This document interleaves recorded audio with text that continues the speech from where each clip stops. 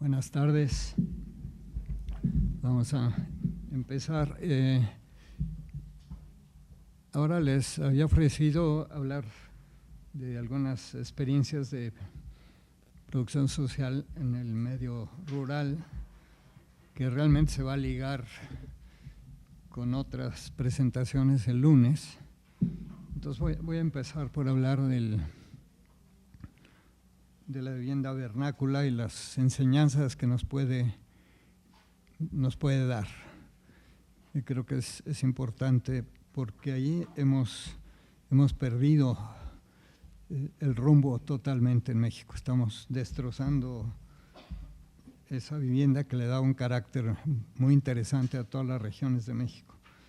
Les voy a mostrar un ejemplo de lo que estamos haciendo terrible y que muestra una falta de no solo de conocimiento, sino hasta de respeto por parte de las autoridades que promueven este tipo de cosas.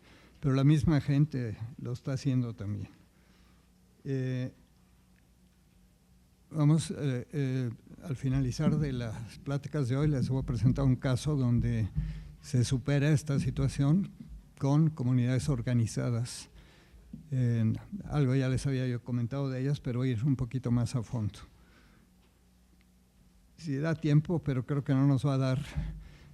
Tengo otra presentación que me parece que merece un mayor tiempo, que es un caso en Argentina, que realmente es una síntesis de lo que hemos venido haciendo. O sea, como prácticamente todo lo que hemos dicho aquí lo han hecho y tiene unos resultados muy, muy interesantes que creo que ilustran muy bien como para cerrar la serie de pláticas. Pero si hay tiempo, hoy mismo lo presento para poder presentar otras cosas en ese día. Falta tiempo de ver otros temas, pero creo que cierra bastante bien con la parte de conceptualización y cómo se ha aplicado en distintos casos. También en esa última presentación hay un pequeño video, una entrevista a algunas de los participantes, que siempre también es interesante escuchar lo que dice la gente sobre sus propias experiencias. Y nos ilustra mucho de esta búsqueda que parece tan lejana en los discursos oficiales. Ayer estuve en la presentación del libro que se hace año con año, yo he participado ahí, este año no participé, sobre el estado actual de la vivienda, que lo hace la Fundación SIDOC. Y hablan los directores de los organismos de vivienda y prácticamente todos hablan nada más de dinero. Y alguno sí habló, el director de Infonavit, de que estaba no atendido al sector popular, pero un poco en esta perspectiva de que estamos cortos en créditos y que hay que meterlos a los créditos para que puedan tener una vivienda digna. Y lo que yo quiero mostrarles es que muchas veces lo que está evadiendo la gente es justamente eso, sobre todo la gente del campo, que no tiene como para pagar un crédito y cumplir con eso, y entonces se han inventado otras formas de hacerlo. Es la experiencia que sí les voy a presentar hoy.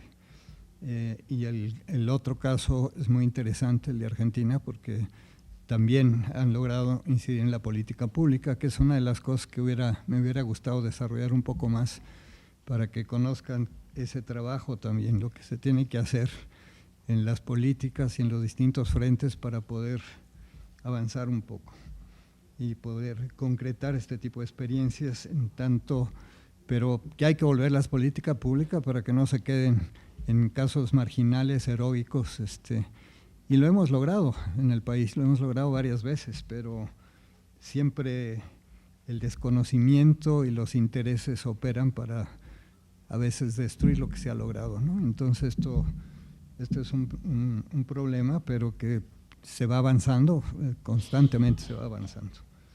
Bueno, lo primero es presentarles algo de la vivienda vernácula.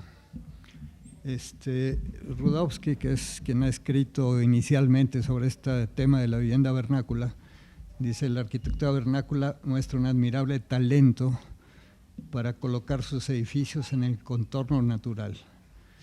En lugar de conquistar la naturaleza, acoge los caprichos del clima y los desafíos de la topografía. Esto es bastante interesante porque cuando ustedes ven lo que se hace con la vivienda masiva muchas veces es que no importa ni el clima ni la topografía, ¿no? Se aplana todo y vámonos, ¿no? Me tocó ver esto en Panamá muy fuertemente, me lo mostraron en la universidad, unas fotos de después de la reconquista del canal, cómo estaban desarrollando conjuntos de vivienda de mercado y rasuraban la selva y se acababa todo, o sea, y ahí ponían plataformas para construir las casas, que es como se hace más barato. En tanto la gente estaba realmente manteniendo los árboles, manteniendo la topografía, manteniendo el lugar, o sea, adaptándose al sitio lo más posible, ¿no? Entonces creo que esto es un buen acercamiento a una primera enseñanza. Aquí hay un pueblo de Cataluña maravilloso en cómo se adaptó a este entorno, incluso como un lugar para defenderse, ¿no? Pero muy interesante cómo lo hizo, ¿no? Las casas se van formando y deformando por adición de volúmenes en un prolongado proceso que es lo contrario de la práctica de los constructores profesionales, de hacer planos definidos y realizarlos íntegramente. Aquí hay un proceso de adiciones, ¿no? Que lo vemos también en este otro pueblo de Cataluña. Pues sí, hay adiciones, pero hay una armonía, cómo se va creando, cómo se va conjuntando todo esto para hacer un pueblo maravilloso, con diversidad, con armonía, ¿no? Y ahí ese es el gran reto que tenemos como arquitectos, porque les decía yo que parece que escogemos ahora entre el caos y la monotonía, sobre todo en vivienda, ¿no? Y una de las búsquedas que tenemos que hacer es cómo retornamos a poder hacer diversidad con armonía, que es como cualquier pueblo ahora de estos que llaman mágicos. Pues si van a Tasco, Valle Bravo, muchos de ellos, Cuetzalan, todas las casas son distintas, pero hay una armonía en el pueblo, ¿no?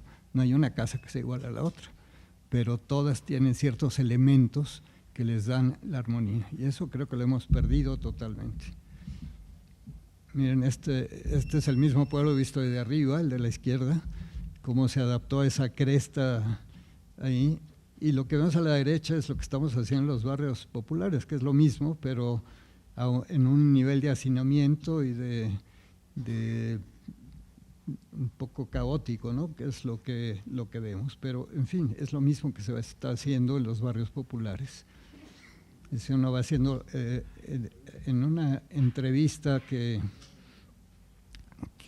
hacían el arquitecto Oscar Hagerman y en este libro que hizo de Casa Acariciadoras con esta fotógrafa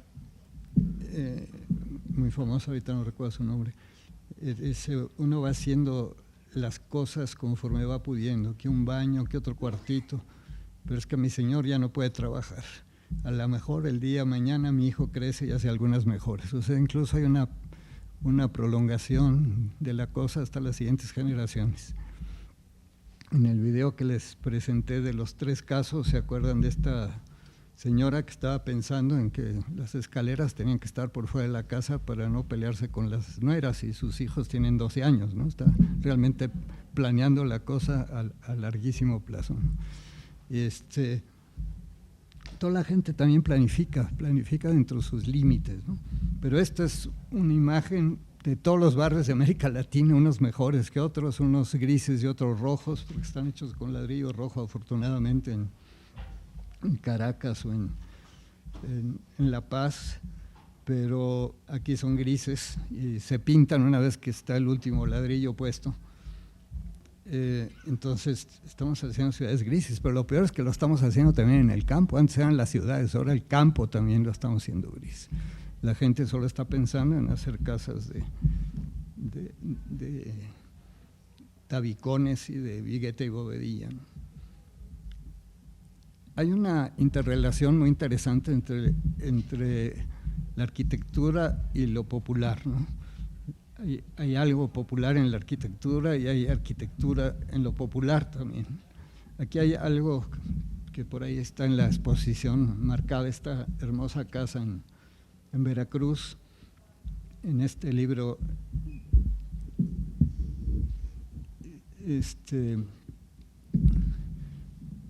hermoso que hizo Ricardo Flores, de esta casa que yo les contaba, que la hizo un señor que la mujer dice que era un artífice, que hacía de todo, pero él incluso quería hasta comprar esta casa, ¿no? Les contaba yo que la destruyó la dueña porque no tenía dinero para mejorarla, ¿no? Muchas veces el problema es ese, ¿no? Y de ahí han llegado a la conclusión de que no debemos usar materiales tradicionales porque son deleznables y se caen las casas. Pues se caen porque está la gente pobre, que no los puede reponer porque necesitan cierto cuidado, ¿no? Pero hacer eso es dejarlo simplemente a que las cosas pasen. Suceden estas situaciones. Era una casa hecha por un señor a principios de siglo que no era arquitecto, pero que tenía unas calidades que a Ricardo le impresionaban mucho. Tenemos los famosos cuescomates aquí en Morelos, ¿no? Esta arquitectura que tiene un sentido, el sentido de una troje para guardar granos, pero que le dan una forma bella, ¿no? O sea que hay arquitectura atrás de esto, de calidad. Miren estas casas en una isla de Filipinas, están hechas de bambú, con las distintas posibilidades de usar el bambú. Pero vean qué calidad arquitectónica tiene, ¿no? O sea, y estos son casas populares, hechas por la gente. En esta casa, ¿no? Están alzadas del piso porque ahí a veces el mar se mete y inunda, entonces están como palafitos, y en la parte de arriba es un lugar caliente, entonces hacen una celosía, pero la hacen de bambú en una forma muy linda, ¿no? O estas casas en África, en el sur de África, que la gente las pinta, cada casa tiene su expresión, su color, su forma de verse, ¿no? No se parece mucho a los edificios que vimos la vez pasada, pero creo que es el mismo sentido de pintar las fachadas, aunque creo que más cercano a nuestro gusto esta forma africana de pintarlas, ¿no? O la casa maya, que es una casa maravillosa, ¿no? Muy sencilla, es un simple cuarto con los ábsides. Yo recuerdo que Miguel Mesmacher fue profesor nuestro, hizo su tesis sobre la vivienda maya, analizando todos los aspectos de la estructura, de las calidades, ¿no? Y esta forma de hacerla, simplemente una puerta que está al frente, del otro lado está otra puerta y dos áreas con dos ábsides que ayudan mucho en este clima tan caliente a que no se caliente tanto la casa, porque nunca le da en la misma pared mucho tiempo el sol. Tienen ventilación cruzada y de acuerdo a la vida maya con hamacas, pues tú puedes, una casa de estas le das un uso muy diverso en el día, en la noche, etcétera, ¿no? Son frescas, pero también se están destruyendo. Y se están destruyendo por los dos lados, por la gente que ya dice, no, esta es una vivienda primitiva, ya no hay guano, y sí hay guano, pero ya no lo quieren pagar o no lo quieren ir a buscar, o podrían sembrarlo. Pero en este país hemos acostumbrado a la gente a pedir. En el caso de Yucatán se destruyó muchísimo la autonomía de la gente, y después de la pérdida del Enequén, la gente se quedó sin trabajo y el gobierno les empezó a dar cosas y ahí se quedaron muchas veces. Entonces no tomaron esta iniciativa de ellos seguir adelante con lo que venían haciendo. Esto es terrible. Miren estas iglesias, ¿no? Una que es una imaginación hecha en barro, que está en un museo ahí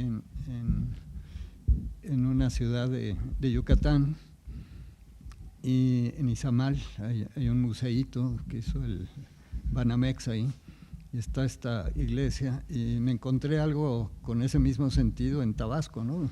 Realizado. Esta correlación de las dos cosas es muy, muy interesante, ¿no? O sea, siempre hay una correlación sensible, ¿no? Porque ni siquiera es de que estén copiando una cosa de la otra, sino hay una interrelación sensible en la cultura, ¿no? Yo digo que hay un diálogo fecundo entre la arquitectura con arquitectos y la arquitectura vernácula. Hay un diálogo que se da no necesariamente de copiar cosas, pero tengo algunos ejemplos de esta dualidad interesante, ¿no?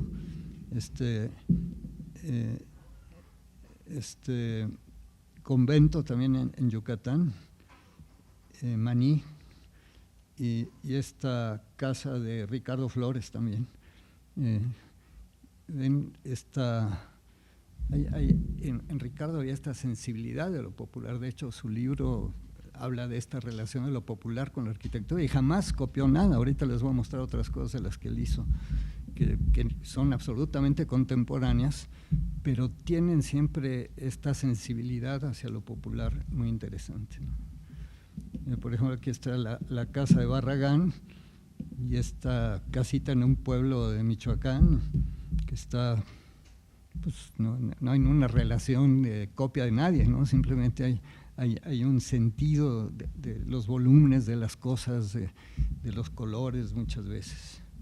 Esta ya no encontré la que yo quería, pero ahorita les enseño. Es también una casita en Yucatán, en un pueblito, creo que, no me recuerdo, es uno que se llama Vaca o uno cercano. Que por cierto, la última vez que vi que la estaban vendiendo, y en el uso de los colores, ¿no? Y esta casa de Dalí en Cadaqués, que es interesante, ¿no? La casa está a la izquierda y enfrente, pues me imagino que son casas populares. Hay una correlación ahí, sí hay una correlación muy, muy estrecha.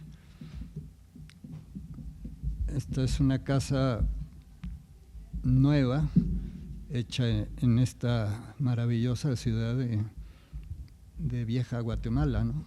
De Antigua, que se adapta perfectamente al pueblo, o sea, que es actual, se ve inmediatamente, pero que tiene un respeto por lo que hay ahí, no lo reproduce ni lo imita, sino que se adapta a ese contexto, ¿no? O esta maravillosa arquitectura de aquí de Veracruz, que creo que es de los pueblos más hermosos, ¿no?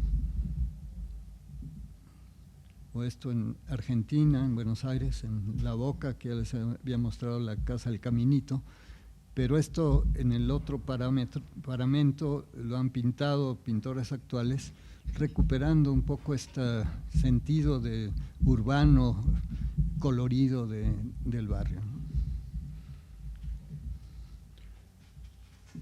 Esta reconstrucción que hizo el arquitecto González Lobo,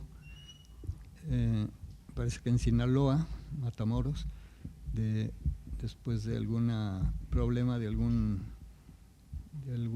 inundación, restitución de las casas usando estas bóvedas que ya nos mostraba Pepe Dávila la vez pasada, cómo las empezó a diseñar, en este caso del molino, y que se han venido desarrollando y utilizando, y la gente feliz, porque te da un espacio muy, muy interesante dentro, no te estrecha el espacio, sino que te genera un espacio muy interesante y también hay una calidad estética, ¿no? Que también muchas veces se pierde en la vivienda hecha con mala gana para la gente. Esta construcción de bóvedas, que es fantástica, ¿no? Esta es la construcción de la casa precisamente de Ricardo Flores, pero el viernes pasado vi lo que está haciendo este arquitecto Ramón Aguirre en Oaxaca, fantástico, ¿no? Son unas bóvedas, incluso está haciendo bóvedas de adobe con tabique, o sea, tienen bóvedas de adobe con tabique, y es recuperar esta tradición que había en Guanajuato, principalmente es en Guanajuato donde construyen estas bóvedas de ladrillo, que uno ni se imagina cómo lo hacen. Ven ustedes que la están construyendo sin cimbra, o sea, ponen algunos hilitos de acuerdo a las pendientes y a los rincones y no sé qué, no sé cómo le hacen, la verdad no. Él lo describe bien en el libro, apenas se lo compré porque me pareció muy interesante, pero la gente construye esto con una facilidad impresionante, sin cimbra, bóvedas enormes, e incluso con plantas que no son nada simétricas, ¿no? Sino con plantas asimétricas, y quedan unas cosas maravillosas, ¿no? Todo esto es de la casa la casa de estudio de Ricardo Flores, no es su casa sino su estudio, donde usaba pues los materiales tradicionales, las bóvedas de ladrillo, una fachada de ladrillo visto y una celosía de botellas de los vinitos de sus fiestas, ¿no? Colectaba las botellas, las cortaba y te hace una celosía preciosa, ¿no? Con unos colores hermosos adentro. Y esto no es copia de arquitectura popular, tiene un sentido, un referente muy, muy claro, pero es una arquitectura totalmente contemporánea. Ese espacio de la bóveda de la derecha, ahí está medio mal la foto, la reproducción, pero es un espacio hermosísimo, ¿no? Un enorme espacio que cubre prácticamente todo su terreno y todo su estudio. Bueno, ahora les voy a comentar el desastre que hacemos con esto. Este es un PowerPoint que hice un poco con rabia, en un sentido irónico, respecto a la destrucción de la vivienda vernácula del pueblo de San Felipe, en Yucatán. San Felipe está a la entrada del río Lagartos, de la laguna del río Lagartos, que es un parque nacional, y está sobre los aguadales, es una zona de aguadales que tiene que preservarse. Y entonces, pero sí hay una población ya establecida en esas zonas que se ha mantenido, y la arquitectura que hacían ahí no tiene que ver con la vivienda maya, sino es una arquitectura caribeña, tipo la que hacen en el Caribe, en Cuba hay casas de este tipo, pero aquí con los colores impresionantes. Les voy a pasar algunas imágenes de lo que es esto y de los desastres que están haciendo. Este era un dibujito de los niños, ¿no? De esta zona de San Felipe. Ustedes ven un pueblo, calles completas con estas casas de colores hechas de madera, que además tienen una estructura muy interesante porque muchas de ellas estas aguantaron varios huracanes, salvo las que ya no han tenido la construcción adecuada para poder sostener el techo. Entonces esas se cayeron, por supuesto, pero la mayor parte resistió muy bien. Son tablas gruesas y pintadas de colores, hechas con mucho cariño, ¿no? Yo cuando llegué a esta casita la estábamos viendo y llegó el dueño y dice, ay, qué bueno que están fotografiando mi casa, me encanta, es un lugar muy bonito que muchos vienen a tomarle fotos. Por supuesto, este pueblo está en todas las guías de turistas, como un pueblo a visitarse. Y ven, los colores es cualquier color que se les ocurre, combinaciones de todo tipo, colores intensos, donde esta, por ejemplo, no tiene contrastes, hay unas que tienen contrastes muy fuertes, aquí todo está pintado del mismo color, o estos contrastes fuertes entre azules y verdes. Hay distintos prototipos de casas, algunas que tienen un pasillo de entrada, una vestibulación, o la tienen lateral. Pero ven la diversidad en la unidad, ¿no? Es lo que quiero mostrarles, esta diversidad en la armonía, ¿no? Esta, por ejemplo, tiene una parte de este espacio para la entrada y un cuarto que sale.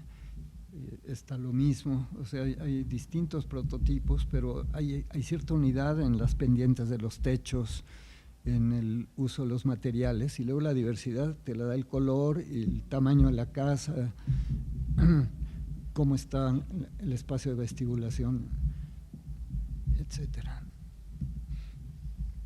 Esta es una casa rara que hay ahí, que es un palafito metido en los aguadales, que no corresponde exactamente a esta arquitectura, pero que tampoco hace mal dentro del conjunto. Ahora, esta comunidad le puse aquí atrapada en este sortilegio porque la gente que ha mejorado su casa y que no tiene acceso a madera, dicen que se acabó la madera esa, que ya no hay y que por eso no la usan. La gente que ha arreglado sus casas lo ha hecho bajo el mismo concepto, cuando es una iniciativa de ellos. Entonces, por ejemplo, aquí ya usaron algunos materiales, hay parte que conservan de madera, pero sigue con el mismo concepto de los colores, a pesar que tiene un uso de materiales nuevos, lo siguen manteniendo el concepto, ¿no? Bueno, esto parece peluquería, pero es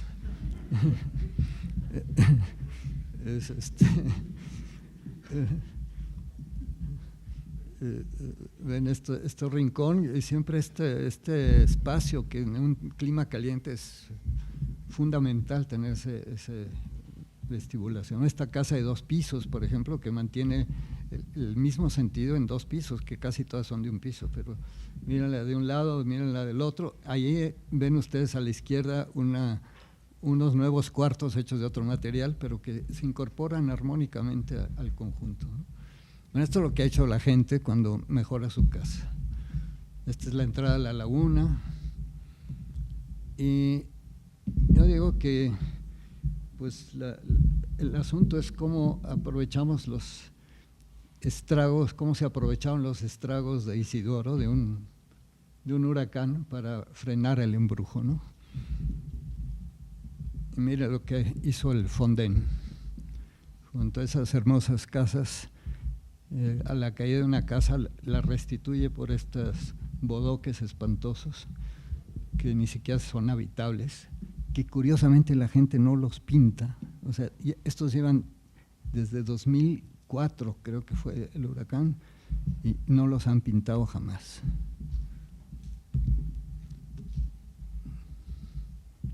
Miren cómo está eso. Eso puesto en el pueblo hace el destrozo de la imagen urbana totalmente, ¿no? Y ve cómo están ahí medio abandonados, algunos metidos junto a este hermoso color, puesto ese bodoque que la gente no lo pinta. A mí me sorprendió mucho eso, ¿no? Es como una respuesta de enojo, que a lo mejor ni siquiera es muy consciente. Este sí imitó a la de la peluquería y le puso un bodoque enfrente para disimularlo, pero pintó el vestíbulo peluquero, pero no pintó el bodoque, ¿no? Lo ven como sigue gris, ¿no? Este es como una reacción muy interesante de la gente, a mí me parece, a esta falta de respeto absoluta, ¿no? ¿Quién diseña estas cosas? Yo les decía ahí, pero ni un estudiante de una escuela de arquitectura patito hace eso en su primera repentina, ni siquiera eso, ¿no? O sea, ¿quién ponen a diseñar esta cosa, ¿no? Bueno, esa fue la primera lección de hace 10 años, pero la que me encontré peor es en noviembre de 2015, cuando estuvimos ahí con un compañero, y es pues esto, bloqueé los intentos de recuperar el hechizo, ¿no? ¿Cómo los bloqueas? Con bloques. Y miren lo que hizo el gobierno, empezarles a llevar bloques, y Vigueta y Bovedilla, les pedía, creo que una aportación a la gente, y el gobierno les regalaba el bloque y Bovedilla, y la asesoría le daba una tribu de maestros de obra empeñados en hacerle el segundo piso a la gente. Nos los encontramos en la calle ofreciendo su trabajo, ni siquiera hay un arquitecto atrás de esto preparado, sino que simplemente ese es el mejoramiento de vivienda, ¿no? Eso le llaman el mejoramiento de vivienda. Por todos lados del pueblo nos encontramos esto, y atrás ya empiezan a ver el surgimiento de Iztapalapa ahí, ¿no?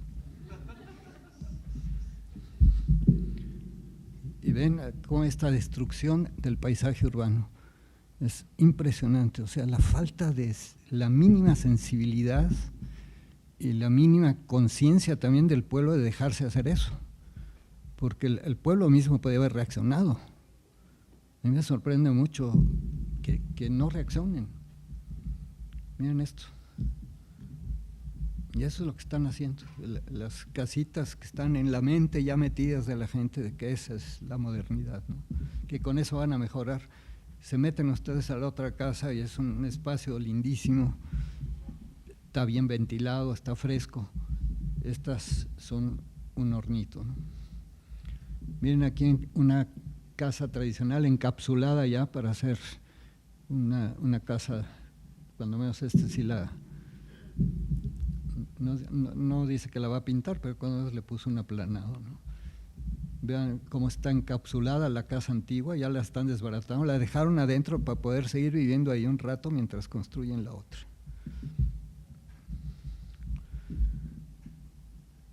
Y ven que el diseño, pues, ¿cuál diseño de las nuevas casas? Frente a la de la derecha, ¿qué tiene que ver esa casa de la izquierda, ¿no?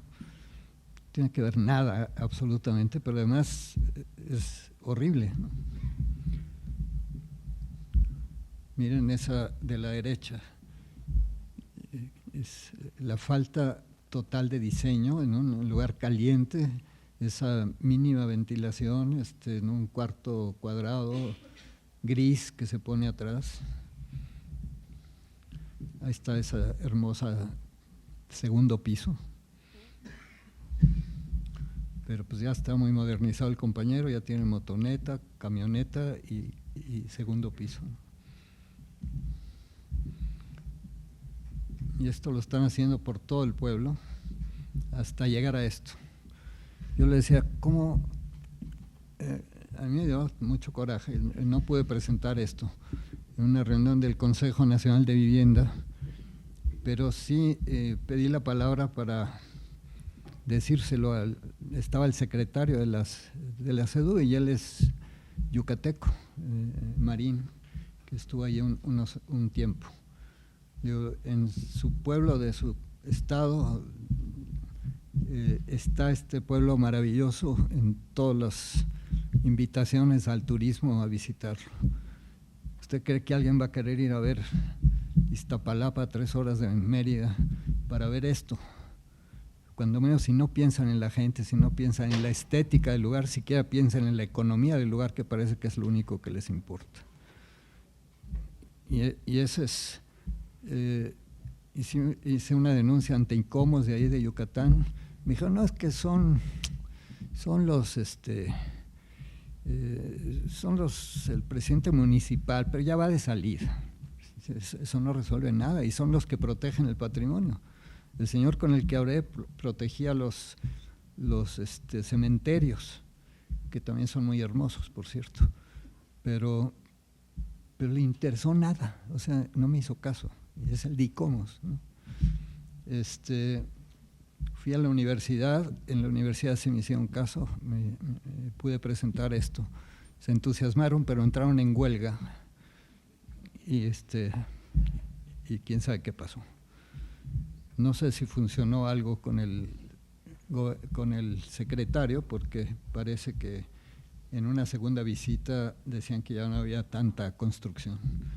En ese momento había una construcción por todo el pueblo, destrozando todo el pueblo. Y aquí lo ven, o sea, este es el frente de la calle donde se está construyendo y atrás quedó pues la cocina de una hermosa casa que seguramente la tiraron.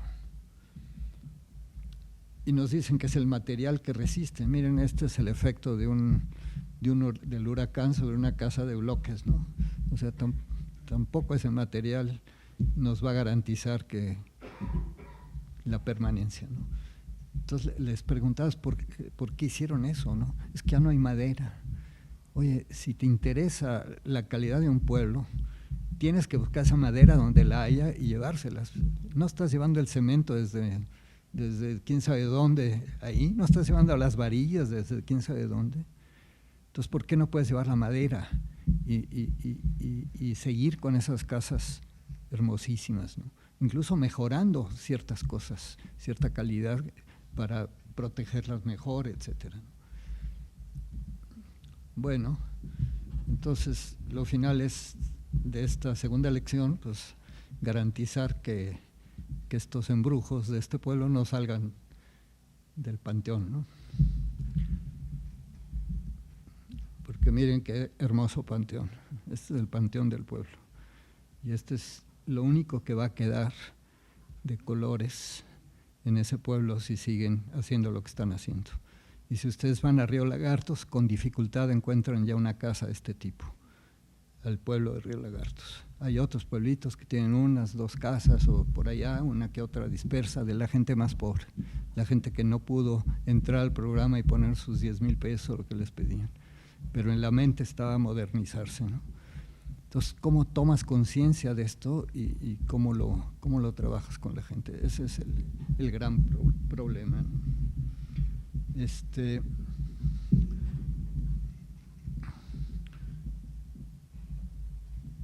Bueno, pues esta es la historia de este hermoso lugar y es la historia de lo que estamos haciendo en este país.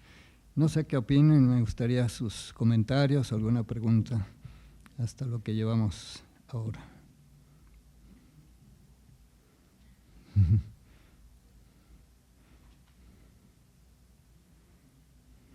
Sí. ¿Están muy contentos los habitantes con sus nuevas casas? Pues no lo sé porque el día que fuimos hacía frío, era noviembre y había norte y pues yo tenía calor, pero todos ellos estaban encerrados en su casa, ¿no? Entonces no pudimos hablar mucho más que con el de la bicicleta que llegó a su casa y en Río Lagartos con una señora que tenía una casa de estas, que estaba feliz con esa casa. Mire, no se cayó en el huracán, está hermosísima mi casa, me encanta, está muy fresca, está muy hermosa. O sea, los 2 gentes con las que pudimos hablar estaban encantados con su casa tradicional. Pero yo creo que la muestra de que no pinten esos bodoques que les dan significa que no les gusta. Pero hay esta pasividad de que no somos capaces de enfrentar las cosas, ¿no? Y de pedir el respeto, porque esto es una falta total de respeto, ¿no? Respeto a una cultura, respeto a un paisaje, respeto a la economía del pueblo, porque la economía del pueblo se basa en la pesca y en el turismo. Ya le quitaron una fuente, o sea, ¿qué turismo quiere ir ahí, ¿no? Entonces, son este tipo de cuestiones que tendríamos que repensar profundamente. No sé, ¿algún otro comentario?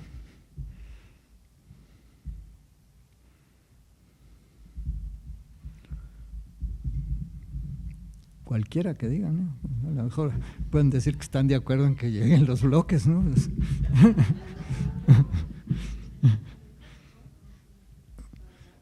Entonces, ¿cómo enfrentarían ustedes si les dieran en una oficina pública a mejorar este tipo de casas, ¿no?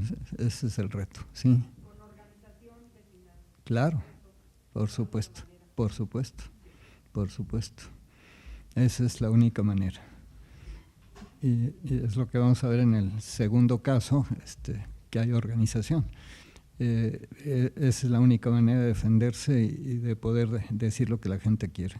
Pero a lo mejor la gente también está ya ideologizada, le han metido que esa es la casa moderna, la casa que le va a durar, que no se le va a caer,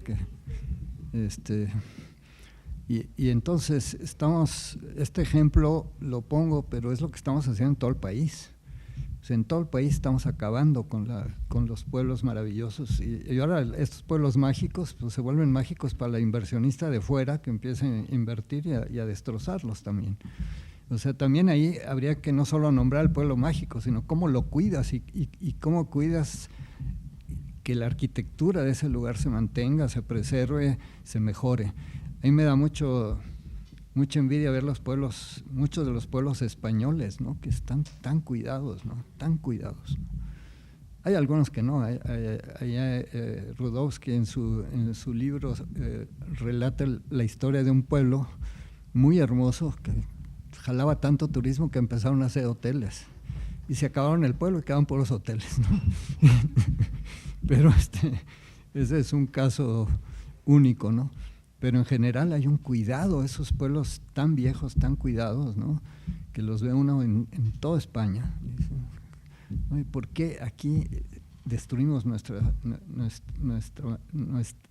esta diversidad que es la riqueza de nuestro país, la diversidad cultural y sus expresiones arquitectónicas, pictóricas, culturales en muchos sentidos, ¿no? Y que la gente trata de mantenerlas, pero en la arquitectura curiosamente somos mucho más débiles, ¿no? Entonces ahí creo que falta también la presencia de los arquitectos peleando por estas cosas. Yo creo que no debemos ser silenciosos y dejar que pasen, ¿no? Cuando ve uno lo que está pasando en los pueblos con las inversiones de los que se van del país y regresan con dinero. Bueno, les mostraba hoy una casa también en Yucatán, que era una imitación de maderitas, pero hecha en cemento.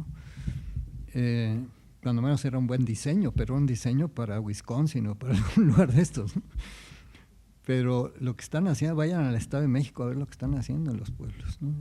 Y hasta en los lugares, ventanas doradas y unas cosas extrañas. Yo tengo ganas de que alguien investigue quién es el arquitecto de eso, ¿no? Porque debe haber algún arquitecto de pueblo, alguna cosa, porque se ve mucha repetición del modelito y se ve que no está tan mal estudiado, o sea, que tiene estudios, pero que despega totalmente del paisaje urbano local, ¿no? Destruyendo la armonía de los pueblos, ¿no? Y esta diversidad maravillosa, ¿no? Ya no les digo de los conjuntos de vivienda que los ponen ahí junto también. Bueno, ¿qué tal, Pepe? ¿Te animas? Me decía Pepe que se animaba a hacer un comentario sobre lo que estuvimos viendo y me interesa mucho escucharlo. Muy bien, Enrique, pues muchas gracias. Tenemos muchos años compartiendo inquietudes, no siempre en las mismas ubicaciones, pero de algún modo la inquietud por lo que es la arquitectura vernácula es muy grande. Ahora que presentó lo de Ricardo Flores, Enrique, pues fue mi maestro de proyectos de composición y después tuvimos la suerte de hacer algunos trabajos profesionales juntos. Él precisamente después de hacer obras de muy alto costo para la élite, en algún momento, recuerdo lo que me dijo y con eso empezaría en dos sentidos. Hizo una casa muy, muy grande, muy bien resuelta, muy bien proyectada, y me dijo, sin embargo, me ha producido una crisis. Es una casa que cuesta millones y millones, Y lo único que me queda claro es que a pesar de lo bien diseñado, bien proyectado, bien elaborado el programa, nadie puede ser feliz en condiciones de tanto derroche. Y el contraste era precisamente estas cabañas que él estudió en Veracruz, en las que decía, lo que tienen de importante estas cabañas es que los personajes, esa arquitectura vernácula, producto no de un arquitecto, de un profesional, pero sí de una comunidad que va transmitiendo conocimientos y en donde hay una preocupación primero por producir y ya después por consumir. Entonces la identidad se da a partir de todo lo que producían, desde las actividades económicas básicas como era el café, que es lo que se da en esas zonas, tener la zona de almacenamiento como el Temazcal, se llama, el Cuescomate, perdón, y también en ese sentido decía, bueno, las personas que hicieron esta casa también producían sus guajes para traer agua, producían los platos, las ollas, las cucharas, o sea, había una capacidad de producir de acuerdo a sus necesidades, a los materiales disponibles, a una claridad de fines y disposición de medios escasos, pero una claridad de fines que es lo que se ha perdido. La globalización, el pensamiento unificado y único que ahora nos impone la televisión, pues ha sustituido la cultura. La cultura es una acumulación de experiencias que se van sistematizando y que se transforman en los insumos para poder producir lo que se necesita. Ahora consumimos, aunque no necesitemos. En el caso de la vivienda, pues yo agregaría lo que comentaba Enrique, hay 5 millones de viviendas abandonadas en el país. A partir de estos últimos 12 años, decidieron que darle subsidio al consumidor era echar a perder a la gente y entonces dijeron vamos a darle el subsidio al productor, pero no al productor social de vivienda, uno pensaría que era eso, sino a los hijos de Marta Sagún, que son los que se ponen a hacer cosas para el Infonavit o a comprarlas ya hechas. Entonces, en ese sentido, bueno, pues si hay 5 millones de casas abandonadas es porque no tienen condiciones térmicas, porque no tienen sustento urbano, porque no tienen identidad, porque están muy lejos, porque son esto que decía José Luis Borges, él decía que en el Aleph que la peor enajenación que puede haber en la vida es la enajenación espacial. Entonces, nosotros creo que tenemos que entender muy bien esa relación entre estructura social y estructura espacial adecuada, apropiada a las necesidades, y casi no hay opciones. O la cultura como acumulación de experiencias se va traduciendo en esa apropiación y adecuación, o se va transformando en pérdida y ruptura.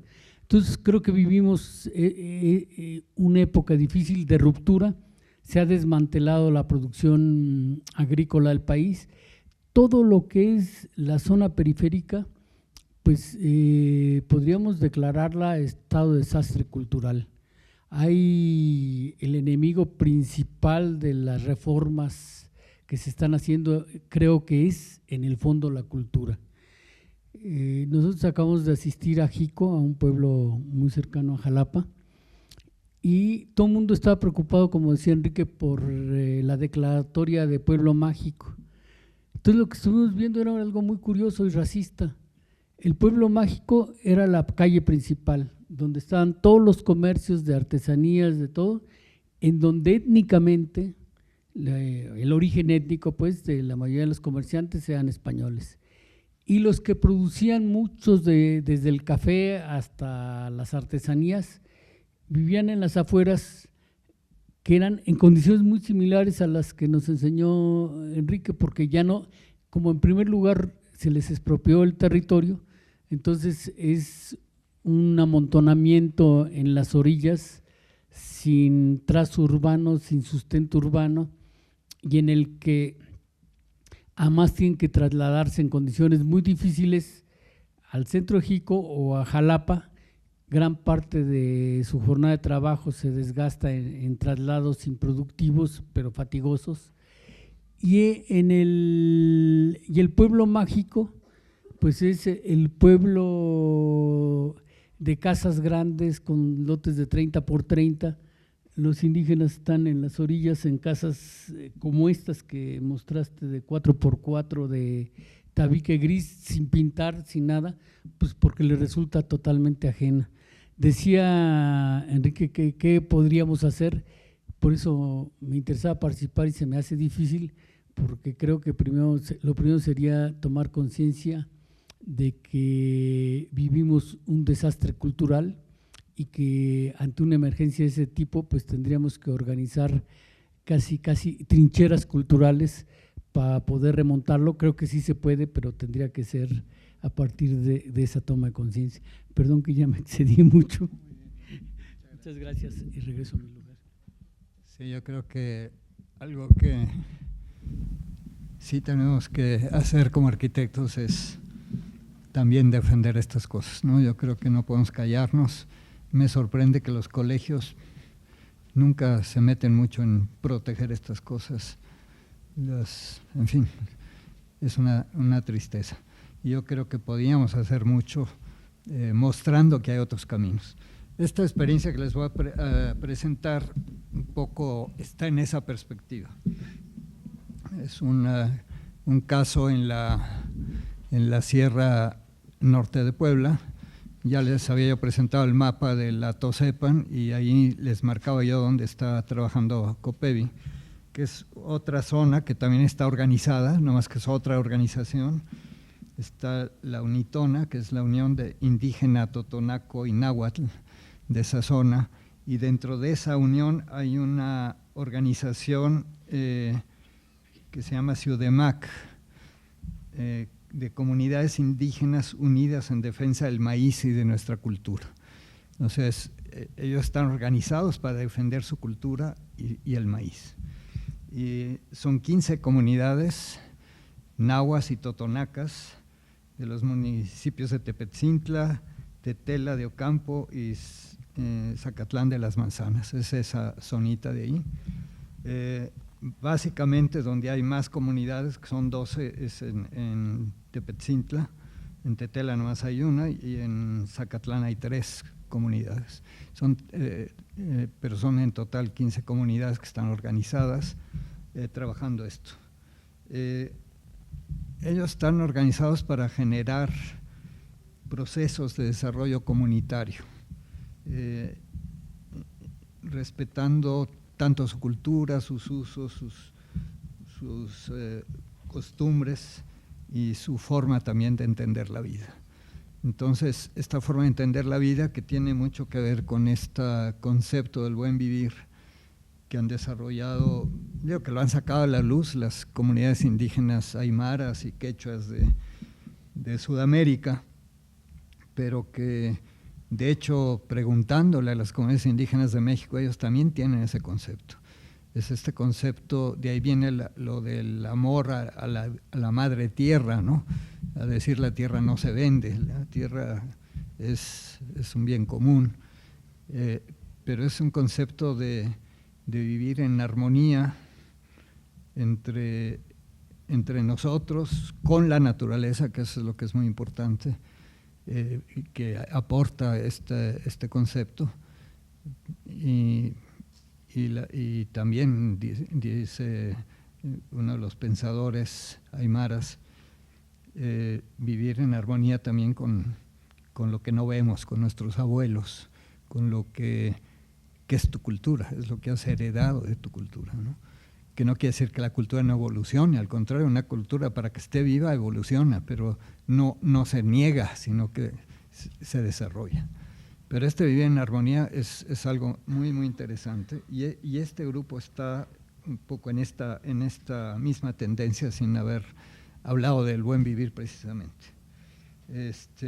Entonces ellos trabajan en producción, o sea, tratan de mejorar su producción, de las cuestiones que producen, están en zonas frías, en zonas calientes, o sea, está también como en el caso de la Tosopen, son comunidades con distintos climas, con distintos materiales locales, etcétera.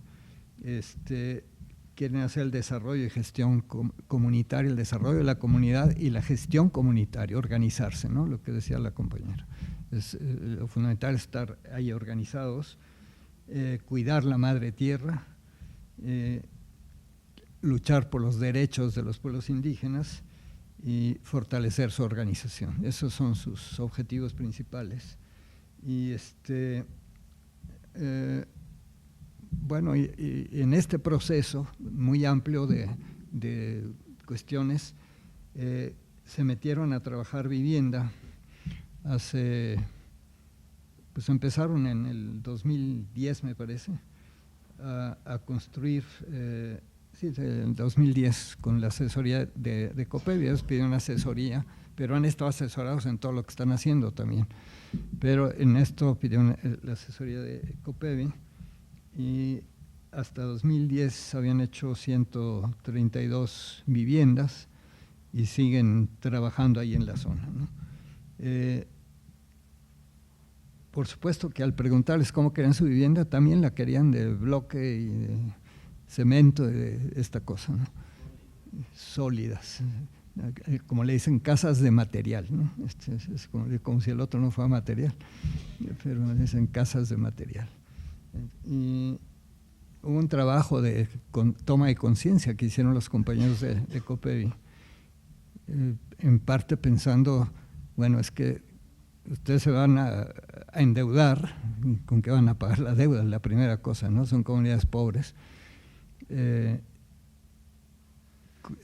tienen materiales locales para que el poquito dinero que les va a venir del subsidio, si logran bajar el subsidio, ¿cómo lo van a usar ese dinero? Ese poquito dinero lo van a usar para comprar materiales, que ese dinero se va fuera de la comunidad, cuando ustedes pueden usar ese dinero para construir incluso una actividad económica, producir sus propios materiales, pagarse a sí mismos, derramar ese dinero en la comunidad. Y además, pues usar materiales locales que ustedes tienen, que pueden aportar como ahorro. Ya les decía yo que la CONAVI logramos que aceptara en materiales el ahorro y no poner necesariamente dinero, pero el concepto que viene desde Banco Mundial es que tienes que tener ahorro, pedir un crédito para poder bajar el subsidio. Esto de pedir el crédito es como la condición básica que quieren tener, o sea, que todo el mundo esté metido en el crédito.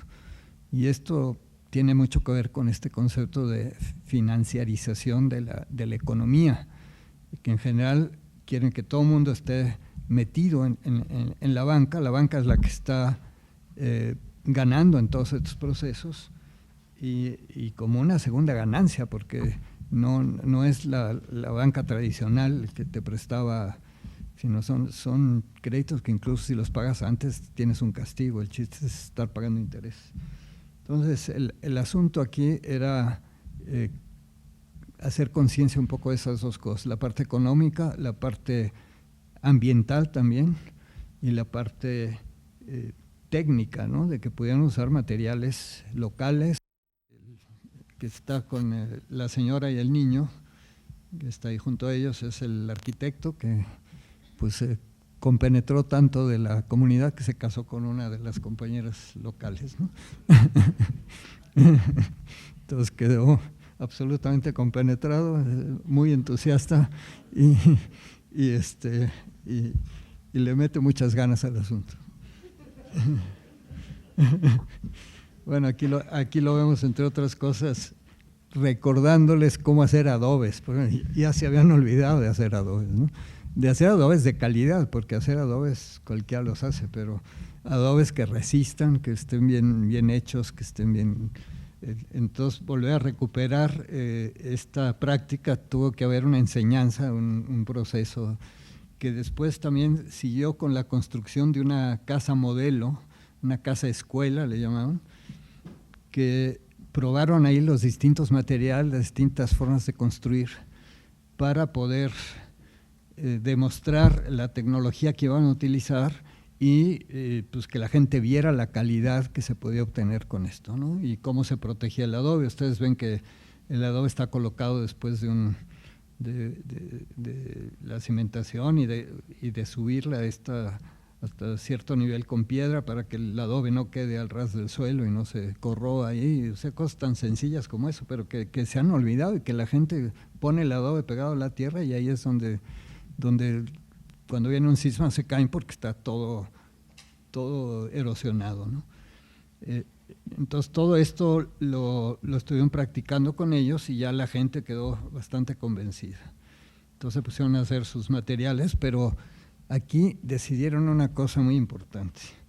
Ellos no podían tener crédito, no eran capaces de disponer de dinero para pagar un crédito. Y era la condición que les ponía la Comisión Nacional de Vivienda.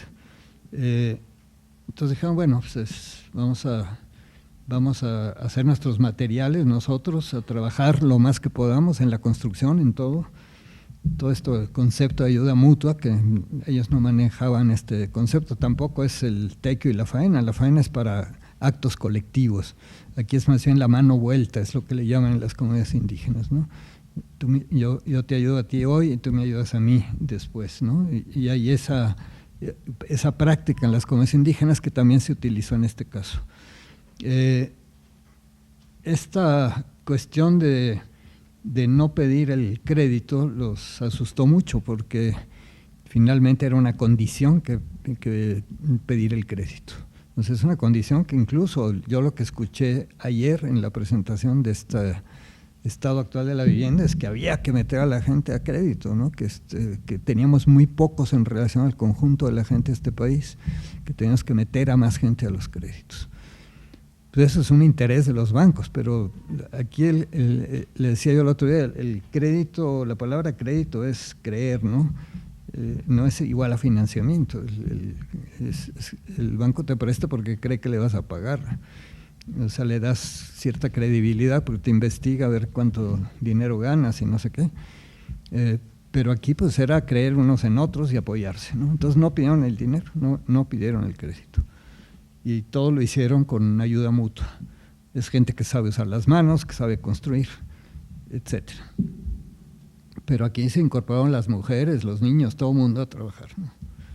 Entonces hicieron sus hermosos adobes, y empezaron a construir en otra zona que es la zona más serrana, más seca y hay piedra, entonces hicieron casas de piedra también, acarreando las piedras y empezaron a construir también con la madera de sus bosques, ahí ven ustedes sus bosques, o sea, son materiales que tenían ahí, locales. Entonces eso como podía equivaler al ahorro, el crédito podía ser esta ayuda mutua y darse la mano vuelta. Incorporaron incluso estas letrinas secas, ¿no? Para tener un servicio de saneamiento, que esto pues ya empieza a ser una tecnología interesante para resolver el problema de saneamiento donde no hay posibilidad de tener drenaje y que además si lo manejas bien te produce, si lo haces con dos cámaras y dejas reposar el tiempo en que se llena la otra, puedes usar ese material ya como un abono de mucha calidad. Si separas también la orina no debe llegar ahí, esa también puede ser con cierto tratamiento un abono mucho más rápido que el otro y de muy buena calidad. Entonces todo esto empieza a ser ciclos positivos, ¿no?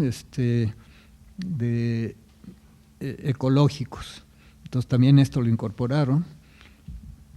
Y aquí ves a la gente trabajando, ¿no? Junto con el arquitecto y las señoras y la viejita y todo el mundo haciendo, en este caso rellenando el triángulo de la armadura con bajareque, ¿no? Que el bajareque pues tiene cualidades sobre todo si está bien hecho, y hay bajareque mejorado, que se puede hacer de mucha calidad.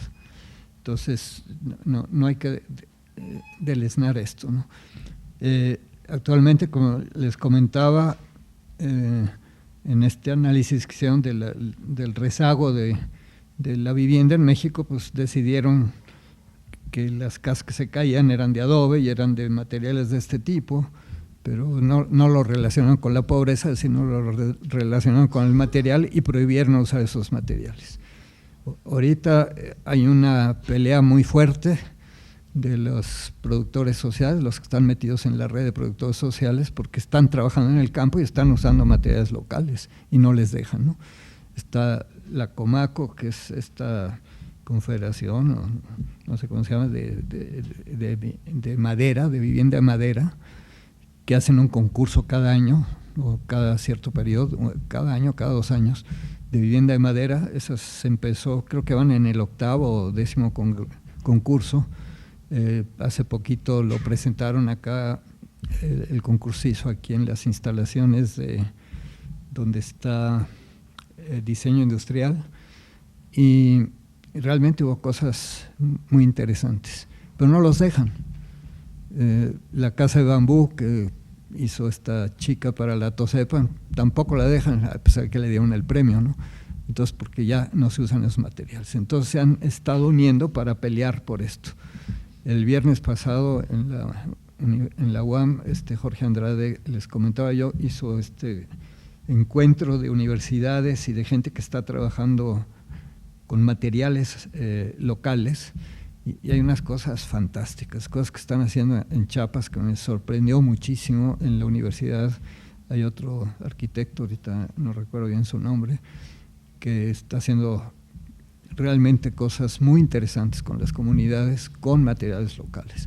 Entonces puede haber, ya en la conjunción de todos estos actores, puede haber la posibilidad que vuelvan a dejarlos utilizar estos materiales con ciertas normatividades para evitar que se haga mal la cosa, ¿no?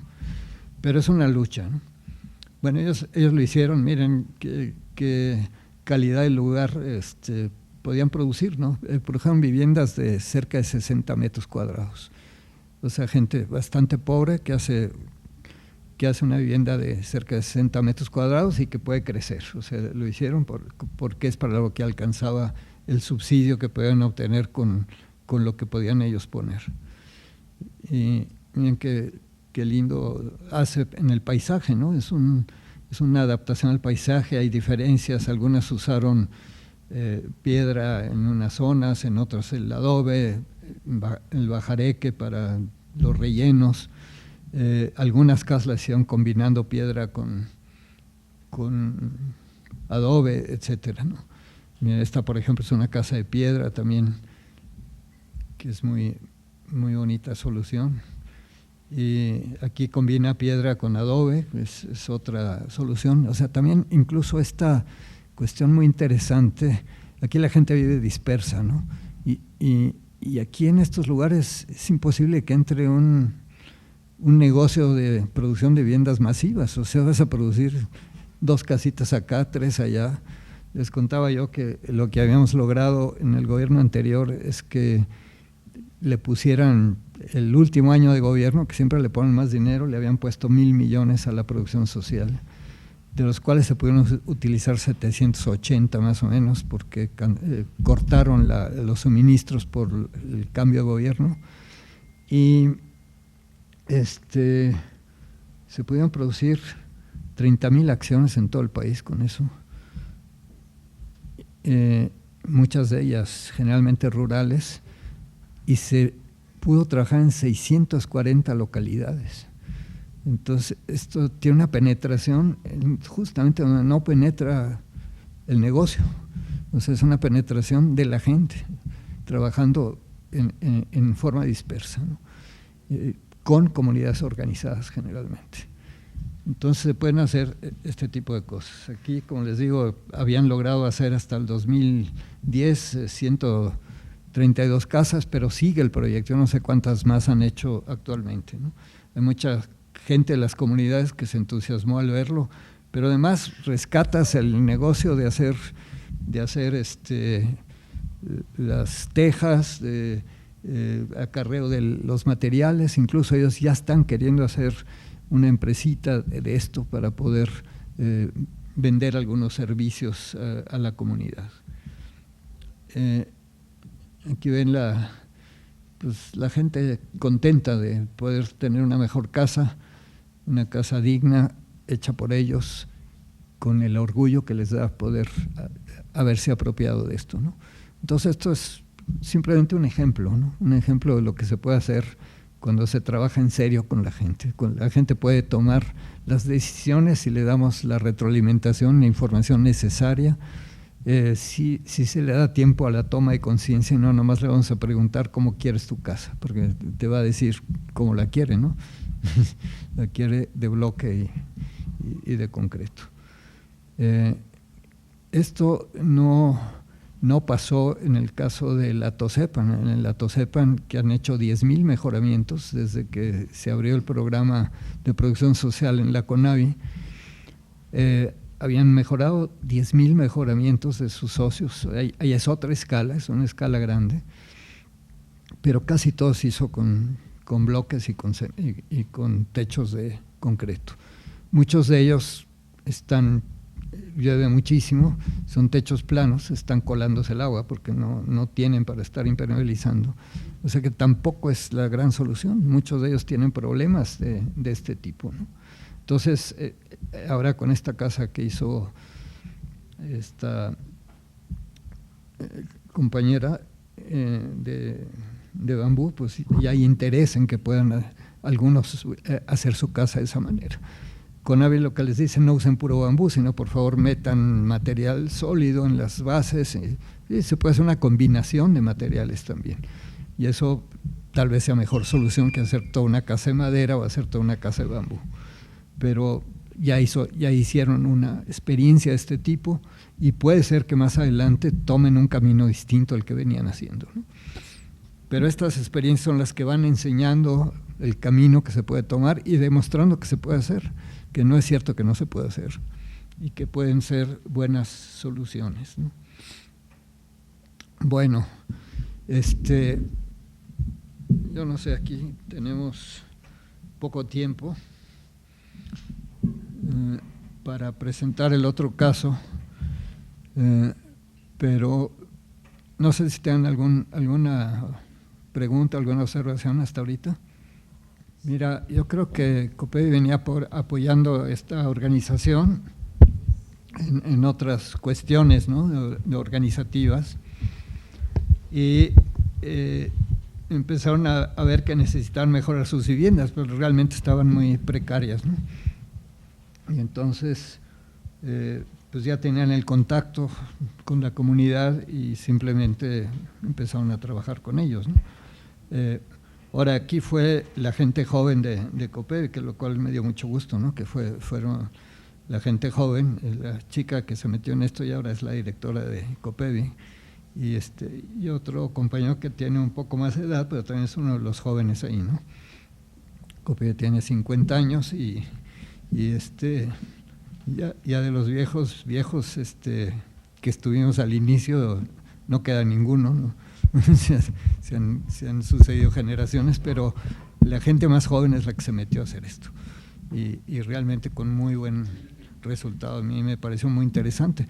Cuando iba a visitarlos ahí el director de CONAVI, porque supo que habían hecho estas casas y que estaban interesantes, estaban asustadísimos porque no habían cumplido con la norma de pedir un crédito, ¿no?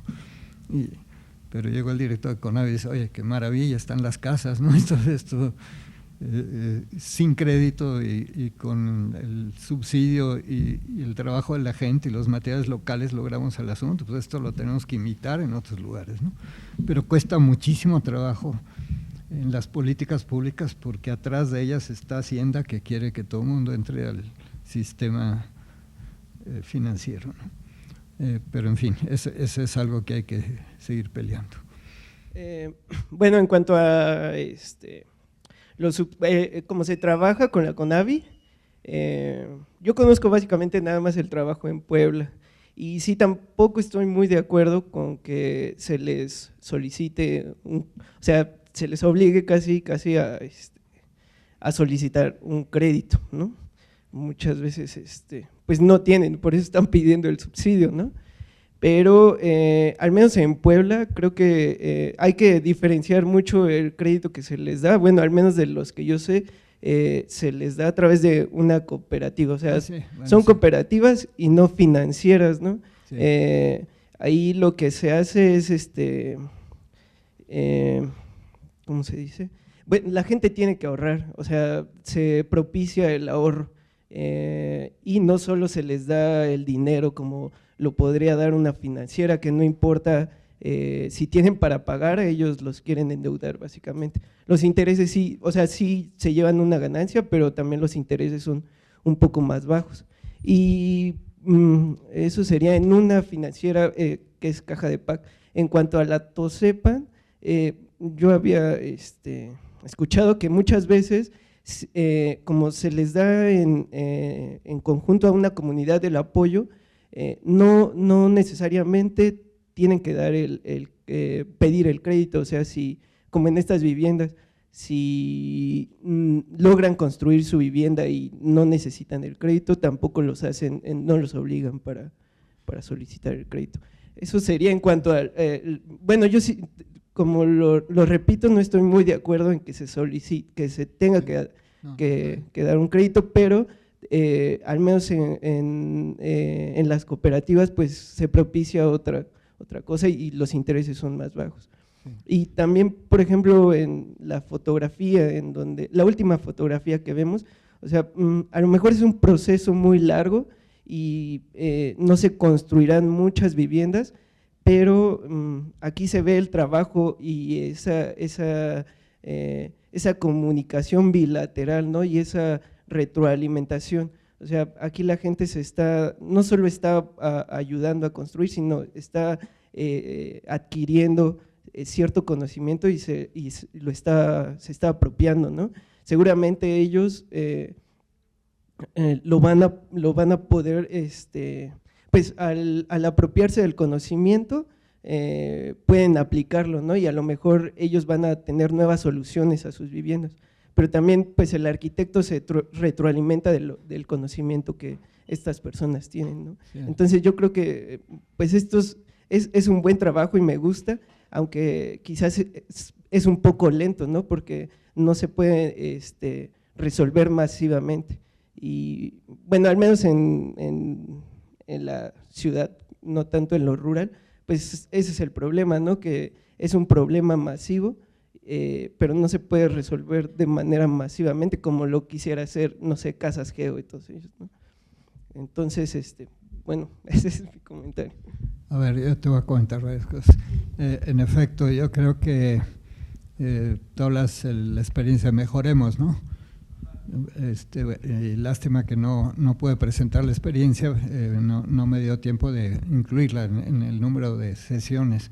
Es una experiencia muy interesante, tanto aquí en Ecatepec como en Puebla también, en la parte de la zona de Tecamachalco, donde están trabajando con esta cooperativa de ahorro y préstamo. Pero es otra cosa, ese es dinero de la misma gente, de la gente que habita ahí en esa zona, y ese dinero se recicla.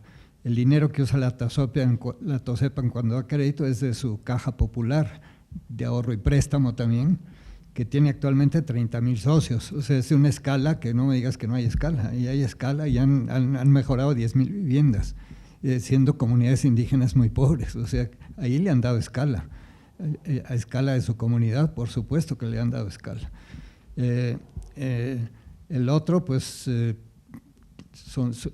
ahora, que sean procesos más lentos, ya lo decía yo la vez pasada, sí van a ser más lentos, porque hay un proceso formativo, un proceso de toma de conciencia, eso lleva tiempo, y es un tiempo que tiene su resultado posterior en comunidad, en que la gente aprende a ser sujeto de su propia transformación y no un objeto de la intervención y el regalito de otros, ¿no? O sea, muchas veces estos procesos te los rompen porque juntito te ponen un regalo de unas casas bodoque de estas de cemento, pero la regalan, ¿no? Entonces la gente dice, ¿para qué trabajo si aquí la regalan? Te rompen todo el proceso. Eso nos pasó en FONAPO, con el programa de solidaridad, que llegaban a regalarle cosas a la gente y tú estabas trabajando para que la gente surgiera, creciera, se desarrollara por ella misma, ¿no? Que es lo que se necesita, y no estar dependiendo de los abonos que te da solidaridad o los sucesivos nombres que tienen estos fondos de inversión social, ¿no? Que es para hacerte más pobre. O sea, en cuanto te están regalando, te están haciendo más pobre. Cuando tú tomas el proceso en tus manos es otra cosa. O sea, estás creciendo, estás desarrollando, y eso implica trabajo y implica tiempo. O sea, qué bueno que haya más tiempo. Ahora, ¿cómo le damos escala? ¿Quieres una ONG que haga 30,000 viviendas al año? No es posible. Yo les traje la que más produce, que es Fundasal, aquí a que les presentaba su experiencia, y ha producido 40,000 viviendas, pero en muchísimos años. Eso es lo que producía Casas Geo en un año. Tenía que producir 100 casas diarias para mantenerse en la bolsa, y llegó a producir hasta más que eso. Después entró casi en quiebra por tanta ambición. Pero, en fin, el asunto es que la escala la puede dar el tener muchas iniciativas de este tipo. Esa es la escala que puedes dar. Y ese es trabajo para los arquitectos. O sea, arquitectos que quieran meterse en esto, ahí van a tener trabajo. Pero tienes que tener también, igual que la gente, pedirte a ti mismo que te metas al agua a encontrar el camino, ¿no? Y encontrar con quién hacerlo y cómo hacerlo. Pero ese es un gran reto que tenemos, ¿no? Y el gran reto es que haya dinero de financiamiento para que puedas pagarte, ¿no? Porque por más que quieras tener una actitud solidaria, pues no vas a vivir de la solidaridad, tienes que comer, ¿no? Entonces tienes que tener una paga por eso, una paga justa. Y eso tenemos que pelear, que haya este reconocimiento, esta forma de producción para poder tener la paga no solo del arquitecto, sino también del trabajador social, todos los que acompañan este proceso, que son, como les decía la vez pasada, una asesoría mucho más integral, más compleja. Eso necesita pagarse. Y eso se va logrando poco a poco, pero hay que mostrar, estas cosas muestran que se pueden hacer, a pesar de todo en contra se pueden hacer. Hay cosas que se han demostrado incluso sin financiamiento, ¿no? Algunas sin financiamiento, otras con financiamiento limitado, como este caso, y otras ya con el financiamiento pleno, cuando se entiende bien el proceso y se da plenamente, que es lo que quisiéramos, que los organismos entendieran que hay otra manera de hacer las cosas, ¿no? Y que no es simplemente invertir en hacer grandes conjuntos para vendérselo a la gente, que la gente ni se conoce, no hay comunidad. Si tú estuviste en la presentación del video que presenté de poquito en poquito, cuando tú ves cómo hablaba la gente de que viven los conjuntos que llegaron así solos cada uno, pues cada uno estaba rascándose con sus uñas. Y no había comunidad, los espacios públicos estaban todos pintarrajeados, todos secos las plantas, nadie las cuidaba. O sea, no había una apropiación de la gente de su lugar. Tú veías el otro caso, estaba con flores, con macetas, con los niños jugando, la gente contenta de tener la comunidad. Decía, la principal riqueza que tenemos aquí es la organización, le decía uno de ellos, ¿no? Entonces, es otra manera de hacer las cosas. Entonces, ¿de dónde podemos darle escala? Es ver que se creen más grupos de este tipo de asesoría que tengan contacto con comunidades, etcétera, ¿no? Yo les decía, hay personas, les contaba yo el caso de David, compañero de la UAM, que solito trabaja en las comunidades. En Chalco puso su letrerito, ahí se hacen proyectos a domicilio, puso su consultorio.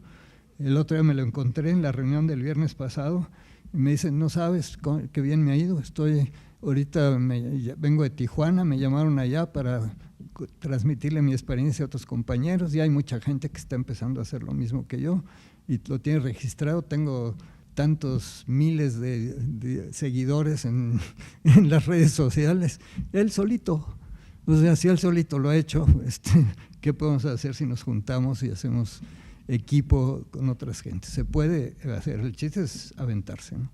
El chiste es formarse para poder trabajar de esa forma, ¿no? Si tú estás trabajando con Mejoremos o con alguno de ellos, ¿no? ¿Eh? Ah, qué bueno, pues me da mucho gusto porque me hubiera gustado que ella viniera también a ponernos su experiencia, a ver si hay tiempo todavía, porque me gustaría mucho, es una experiencia muy, muy interesante. Y yo creo que ella es de las que se aventó al agua, pero en serio, ¿no? Y ha logrado desgraciadamente le han cortado, les han puesto tales condiciones los de Hacienda que no se puede trabajar así. O sea, en la pobreza no le puedes pedir a la gente que ponga el 30% de avance de obra para poder empezar a bajar el subsidio. O sea, ¿con qué dinero lo hacen? O sea, no hay dinero y quieren que termines en X meses, pues no se puede. Y que además le pongas acabados muy, o sea, absurdas cosas de no entender esta forma de producción, ¿no? Pero ella tiene una experiencia muy interesante y es una gente de mucha fuerza que está logrando hacer las cosas y no solo aquí en Ecatepec, que ha hecho muchísimo, ya no sé cuántas viviendas, el año pasado habían llegado a 1000 mejoramientos y muy, muy interesante ese proyecto, ¿no? Y lo más interesante es que cada grupo que ves hace las cosas distinto. O sea, hay una diversidad de invención de acuerdo a donde trabajes, a las condicionantes, a tu propia intercambio de saberes, que es la otra cosa que tú decías que me parece muy, muy, muy bueno, ¿no? O sea, no es solo el saber de ellos, sino el saber tuyo que se intercambia y juntos van sumando para hacer un proyecto más interesante, ¿no? Entonces creo que eso es fundamental. Tu comentario era muy importante, qué bueno que lo hiciste, porque efectivamente hay otra forma de financiarse que es estas cajas. La de Tosepan está reconocida porque opera muy bien, tiene 99% de recuperación y hasta 100% de recuperación, que no tiene ningún organismo de vivienda de estos que ponen tantos requisitos. La Tosepan, Tosepan, la cooperativa Tosepan Tomi, es la caja popular. Tiene 30,000 socios, pues ya, y ellos tienen capacidad económica para poder negociar préstamos y todo esto. Bueno, no sé si hay algún otro comentario, sí. Pues mira, participando en todo lo que se puede, ¿no? En primer lugar, meterte a todos los concursos que hay. Ahorita, por ejemplo, esta casa de bambú, te digo que la metió a concurso de vivienda rural y se sacó la medalla de plata esta chica, ¿no?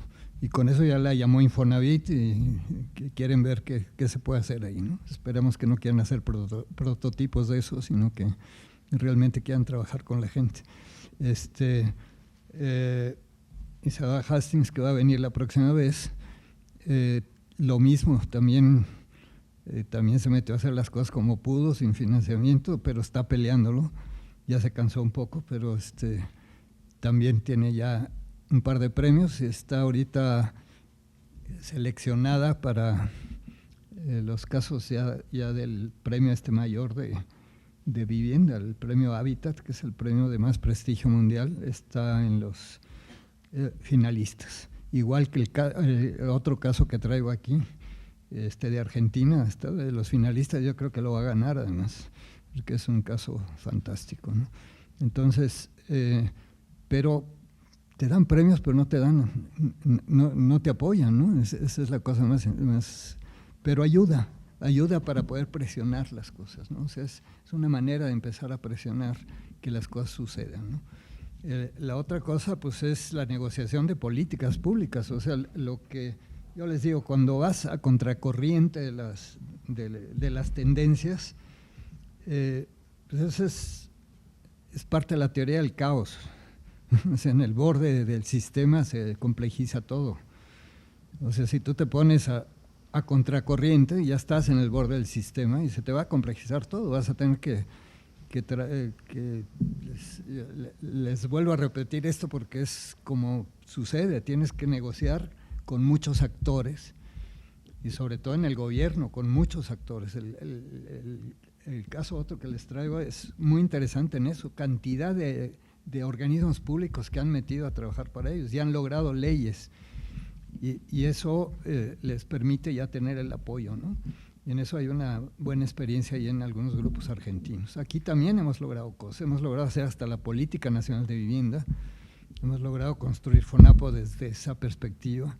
Después te la desbaratan, no llega el consenso de Washington, desbaratan todo, pero ya tienes una experiencia acumulada, ya tienes gente que conoce y que lo puede empujar. O sea, es un proceso, como todo cambio, de crecimiento paulatino, porque el otro sería una revolución violenta. Esta no es esa, una cosa violenta, es algo de ir acumulando experiencia, acumulando fuerza para poder transformar, ¿no? Pero pues también necesita de protesta social, también tiene que acompañarse de eso, ¿no? Y eso es fundamental con quien trabajas, porque a veces se te atoran las cosas y a veces ayuda, ¿no? Les contaba yo en Palo Alto, el terreno ya estaba aceptado que lo iban a expropiar en favor de ellos porque habían vivido 30 años ahí y los querían sacar porque llegaba a Bosques de las Lomas y lo vio el dueño de las minas como un gran negocio, pero pues ellos se organizaron y lograron quedarse. Pero esta forma de que organizaban, tuvieron que autoinvadir su propio predio para que les pudieran dar el terreno, pero ya estaba negociado todo, pero no se los daban. Bueno, esa autoinvasión es una protesta social que permite avanzar las cosas, pero fundamentalmente hay que negociar políticas, ¿no? Y la manera de negociar no es ir a insultar al funcionario, porque se te cierran todas las puertas de entrada. Hay quien lo hace así, y no logra absolutamente nada. Yo les digo que hay que seguir las teorías de Gandhi de la no violencia. Es atacar la conciencia, pero no atacar al ser humano, ¿no? A la otra persona, ¿no? Simplemente está en un sistema, responde a su lógica, y tú lo que tienes que hacer conciencia de que esa lógica pues no le está resolviendo el problema y que además lo está llevando al despeñadero. Pues entonces mejor vamos a usar otra lógica, ¿no? Y esto te puede llevar a construir una sociedad mejor, etcétera. ¿Por qué? Porque le estás mostrando los logros sociales, los logros económicos de la comunidad, los logros sociales, lo que puede ir construyendo una cosa de estas, y si cuenta con los apoyos suficientes, pues puede crecer en escala, ¿no? Pero tiene que haber un respeto a los ritmos de esto, que eso es lo que le cuesta mucho trabajo a los gobiernos, porque siempre están pensando en el siguiente puesto y que tienen 3 años, o los municipios tienen 3 años y que se les acaba el tiempo y que quieren resultados, ¿no? Entonces tienes que combinar las dos cosas, pero sí pelear por tener más tiempos, negociar las cosas y negociarlas con ejemplos. Lo fundamental es que estos ejemplos sí permiten negociar, porque demuestran que hay otra manera de hacer las cosas, ¿no? Para mí es la mejor manera, en mi experiencia, la mejor manera de negociar es mostrar este tipo de experiencias. Te digo, con Palo Alto logramos hacer la Política Nacional de Vivienda, solo con eso. Bueno, esa y otras experiencias que habíamos hecho, 3 o 4 experiencias pequeñas, nos permitieron hacer la política y meter ahí lo que habíamos deducido de esa forma de producción, cómo se tenía que apoyar. De ahí surgió FONAPO, precisamente. FONAPO fue diseñado desde esa perspectiva, en su momento inicial, ¿no? Ya no te digo lo que después ha estado haciendo, quién sabe, ¿no? Y ahora están felices de que prohibieron otro tipo de material, están muy contentos de que todas las casas son de material fuerte, ¿no? Y bueno, pues ahí hay una pelea que hacer otra vez con ellos, pero creo que, yo por ejemplo en FONAPO hicimos una cosa muy interesante: cómo financiar a los campesinos su vivienda. Si le pones el mismo esquema de antes, el mismo esquema que aplicas en la ciudad, le tienes que cobrar cada mes, ¿no? Los campesinos no tienen ingresos cada mes económicos, tienen ingresos cuando hay una cosecha, apartan lo que ellos van a consumir y venden el excedente. Entonces, pues hicimos un esquema de financiamiento que estaba acorde a tu ingreso, ¿no? El que lo obtenía quincenalmente le cobras como los aboneros quincenalmente, ¿no? Si gana mensualmente, es mensualmente. Si los campesinos ganan 2 cosechas, pues le cobras 2 veces al año. Pero además, en esa época había precios de garantía para sus productos. Por ejemplo, el café, había un precio de garantía a principio de año, ¿no? Que te garantizaban que aunque bajara en el mercado internacional el precio del café, te iban a pagar el café al precio de garantía. Era un programa del gobierno. Entonces, armamos el esquema de financiamiento de acuerdo a eso también. Entonces, si por ejemplo, producías café, entonces lo traducíamos en bultos de café. O sea, te prestamos 40 bultos de café, ¿no? Entonces tú me pagas al precio del café en el momento que me vas a pagar. Y si sube el precio del café, pues subió tu interés, ¿no? Pues me vas a pagar más, pero me vas a pagar en función de lo que estás ganando, no en función de un crédito que nunca vas a pagar. Entonces así se hizo el esquema, que era muy interesante, ¿no? Entonces podías verlo en el crédito en vacas, en bultos de café, en mazorcas de maíz, en bultos de cemento, ¿no? Traducirlo en relación a lo que la gente tiene, ¿no? Es que tenemos muy poca imaginación, siempre andamos copiando los esquemas transnacionales, es lo único que nos interesa en este país, ¿no? Es impresionante, por eso una universidad crítica, creo que necesitamos universidades críticas que te enseñen a pensar que puedes encontrar caminos para hacer las cosas de otra manera, ¿no? Eso es fundamental y creo que lo podemos hacer. Bueno, ya se está acabando el tiempo. La próxima vez estoy invitando a Isadora Hastings para que nos presente lo que está haciendo en la Sierra de Guerrero, en la montaña de Guerrero, que es muy, muy interesante, también con el uso del adobe, pero todo el proceso, cómo lo han concebido, un proceso también muy integral. Y por el otro lado, invité también a Oscar Hagerman, que él trabaja más bien solo con su ayudante en su despacho en comunidades indígenas, y él construía casas de adobe en bosques de las lomas, ahí donde vende. O sea, tenía las relaciones para poderlo hacer y lo hacía, y tiene premios en diseño de muebles y da clase aquí en diseño industrial. Pero él se metió a trabajar mucho con comunidades indígenas, a hacer arquitectura con ellas. Pero es una arquitectura de calidad como arquitectura, ¿no? Con materiales sencillos y con soluciones muy simples y muy dialogadas con la gente, ¿no? Entonces, le decía yo que todo el mundo lo hace su compadre, ¿no? Tiene ahijados por todos los cerros, ¿no? Y es un gran tipo. Y quiero que lo oigan para que vean cómo trabaja también, ¿no? Para que vean que hay distintas maneras de hacer la cosa, no es que la receta es hacer una empresa, que el capital y que no sé qué, hay otra manera también de hacer las cosas. No quiere decir que no necesitas dinero, siempre lo necesitas, pero no es lo fundamental en esto, ¿no? Lo fundamental es la creatividad que te puede dar los problemas a los que te enfrentas, tu propia vocación de lo que quieres hacer, tus propias ganas de lo que quieres hacer, y eso es lo que lleva a hacer las cosas en la vida, ¿no? Las ganas de hacer algo, ¿no? y de encontrarle el camino.